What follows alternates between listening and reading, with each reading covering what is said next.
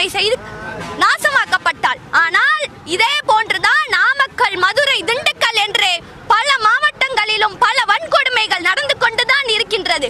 பேனா சிலைகள் வைக்க நேரமுள்ள அரசுக்கு எங்கே பெண்கள் வன்கொடுமைகளை தடுக்க நேரம் உள்ளது என்றுதான் நான் கேள்வி கேட்பேன். கட்டடத்துக்கெல்லாம் கருணாநிதி அவர்களுடைய பெயர். சரி, 5 வருஷம் பேசி பேசி அரசு ஆண்டுட்டீங்க, பேர் வச்சுக்கோங்கலாம். சென்னை பக்கத்துல இருக்க செஞ்சின்ற ஒரு கிராமத்திலையும் அங்க இருக்கிற பேருந்து நிலையத்திலையும் கலைஞர் கருணாநிதியினுடைய தாயார் அஞ்சுகம் அம்மாளுடைய பெயர், நம்முடைய முதலமைச்சர் ஸ்டாலின் அவர்களுடைய பாட்டி அஞ்சுகம் அம்மாளுடைய பெயரை பேருந்து நிலையத்திற்கு வைத்துள்ளனர். இப்ப நான் என்ன கேக்குறேன்னா, அஞ்சுகம் அம்மாள் கலைஞர் கருணாநிதியை பெற்றெடுத்த சோதனையை தவிர செய்த சாதனை என்ன என்பதுதான் என்னுடைய கேள்வியாக உள்ளது.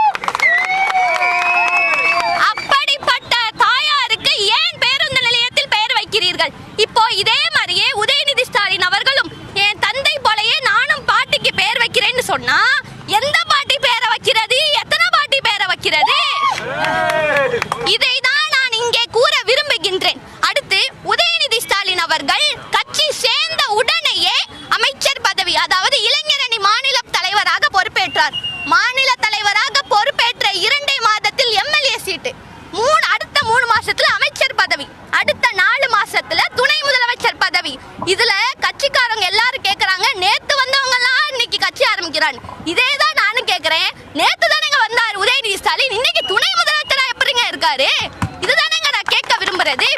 இதை மாற்றுறதுக்காக தான் எங்களுடைய தளபதி அவர்கள் கட்சி ஆரம்பித்து மக்களுக்காக பல பணிகளை செய்து கொண்டு வருகின்றார். ஏழை பெண்களுக்கும் பாமர பெண்களுக்கும் பல திட்டங்களை வகுக்க உள்ளார். பெண்களுக்கு என்ன வேணும்? நீதி வேணும், நிதி வேணும். ஆனா இப்ப இருக்க அரசுல நீதியும் ஒரே குடும்பத்துல தான் இருக்கே தவிர ஊர்ல